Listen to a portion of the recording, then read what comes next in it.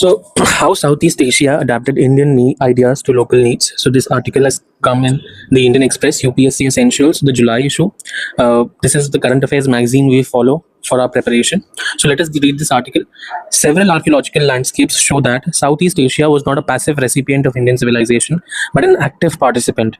The result was a series of hybrid cultures where Indian gods, Buddhist ideas, and regional politics came together to create something entirely new. So the article is written by Devdutt Patnaik, and he is a writer for all Indian cultures, and his book is also really nice on Indian cultures. Across Southeast Asia, from the Mekong Delta, which is in present-day Vietnam and Cambodia, to the Java Islands of Indonesia, major archaeological sites reveal how Indian ideas traveled not through conquest but through trade, pilgrimage, and court patronage between 500 AD and 1500 AD. These sites they show a layered interaction of Buddhism and Hinduism, reshaped by local ecology, politics, and economy.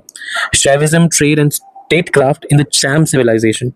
So now in Vietnam, the Cham civilization flourished. It built temple complexes like the Mai Son sanctuary between 4th and 13th centuries. Now these brick temples were dedicated primarily to Shiva. Sanskrit inscriptions and linga worship clearly shows Hindu influence, yet the architecture with its distinct tower forms and decorative motifs was regionally unique. The Cham economy relied on maritime trade along the South China Sea, which connected its ports to Indian, Arab, and Chinese merchants. So the adoption of Shaivism linked then symbolically to Indian cosmology, strengthening their political authority in a competitive trade environment. So if you see, like in the Cham civilization in Vietnam, we could see the worships of linga, shivlings, etc. And they were constructing huge temples with decorative motifs and distinct tower forms, which are regionally unique. So the temple architecture, the structure was unique to Vietnam, to the Cham civilization, but they were worshipping an Indian god, that is Shiva. So Mai Son sanctuary is one such complex in which Shiva was worshipped, and these were brick temples. So they said the economy relied on maritime trade. The South China Sea, they had ports which are connected to India, Arab. So maybe these trade relations and these trade exchanges also exchange religious thoughts and religious idea, which led them to worship Shiva. So that is what it is. So it connected them to Indian civilization. So Angkor Wat temple complex of Cambodia. So this is, if you remember, this is the largest temple, largest Hindu temple in the world. In Cambodia, this monumental complex of Angkor Wat stands as the most famous example.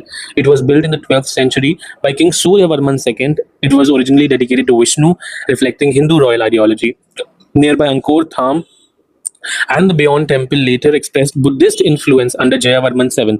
So under Suryavarman II, it was dedicated to Vishnu, but then a layered interaction. Angkor Tham, the Beyond Temple, which are around the complex, they were built by Jayavarman VII, and they express Buddhist influence because he adopted Mahayana Buddhism. So the scale of Angkor revealed a hydraulic civilization where massive reservoirs supported wet rice agriculture. So there were massive reservoirs. It was a hydraulic civilization. So rice cultivation happened there. Religion here legitimized kinship.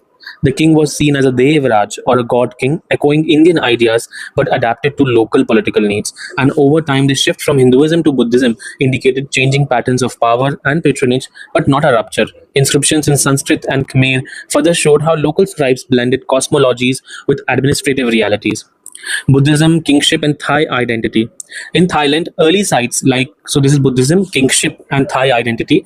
Early sites like Dwaravati, 6th to 11th century, reflected a strong Buddhist presence, especially Theravada traditions with distinctive Mon-style sculptures and Dharma Chakra symbols. So these are associated with Theravada, you should remember this. Later, Khmer influence controlled or introduced Hindu imagery as seen in places like Phimai. The site of Shukho Thai Historical Park, 13th to 14th century prelims, these sites only, and they come in match the following, etc. And mains also are supposed to write an answer based on this only. So they will ask how Southeast Asia traditions they blend with Indian traditions, religious, etc.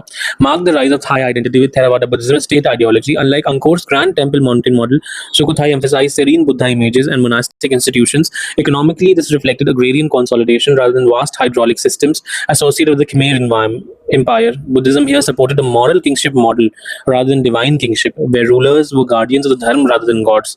So यहाँ पे धर्म गुरु थे, ना कि देवराज, धर्मराज थे. So there are serene Buddha images and all the monumental ones. These are monastic institutions. Agrarian consolidation tha, not hydraulic systems.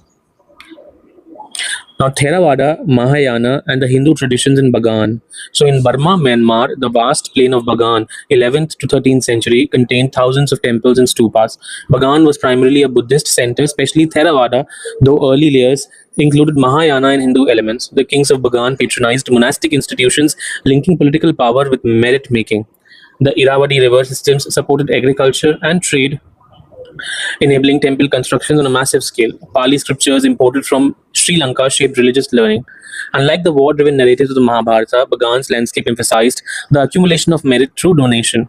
Now, Borobudur and Prambanan of Indonesia. So, in Java, Indonesia, two major sites stood out. The first is Borobudur of 8th to 9th century. It was a massive Buddhist monument built by the Shailendra dynasty. Its mandala structure represented the Buddhist cosmos, guiding pilgrims symbolically towards enlightenment through carved galleries while depicting the path of bodhisattvas. Nearby, Prabhanan is a Hindu temple complex which is dedicated to Shiva, Vishnu, and Brahma that was built by the Sanjaya dynasty. The coexistence of these two monuments indicated political competition as well as the religious plurality. Java's position along maritime trade routes between India and China made it a cultural crossroads. Indian epics like the Ramayana were adapted into local theatre, the wayang, puppetry, and relief sculptures, but always interpreted through Javanese aesthetics and values. Localization of Indian traditions. Across these regions, the spread of Buddhism and Hinduism was not imposed, but it was negotiated. Indian merchants brought not only goods, but they also brought stories, their scripts, and rituals. Local rulers, they adopted Sanskrit titles, they built temples and patronized monks to enhance legitimacy. Yet these rulers didn't just borrow these ideas, they reshaped them. For example, the Devraja cult in Cambodia had no exact parallel in India. The god king was a charismatic ruler who, by the power of tantric rituals, was able to attract around him talent, opportunities, security, and prosperity. Theravada Buddhism in Thailand and Burma developed distinct monastic networks with their own ordination lineages. Here, the kings were seen as defenders of Dharma and sometimes as bodhisattvas. Chum temples in Vietnam adapted Indian forms to local materials and aesthetics. We find images of dancing Shiva and sleeping Vishnus. Now, active participant, it was not a passive recipient. So, economically, all these sites were linked to trade networks across the Bay of Bengal and South China Sea. Ports connected inland capitals, moving spices, textiles, and ceramics alongside religious texts. Agricultural surplus, especially rice cultivation, funded temple constructions and sustained monastic communities. Religion became a language of power, linking local rulers to a wider cosmological order. These archaeological landscapes showed that Southeast Asia was not a passive recipient of Indian civilization, it was an active participant. Buddhism and Hinduism provided vocabulary, but the grammar was local. The result was a series of hybrid cultures where Indian gods, Buddhist ideas, and regional politics came together to create something entirely new. So, there are some post read questions which we will not do because we will do PYQs.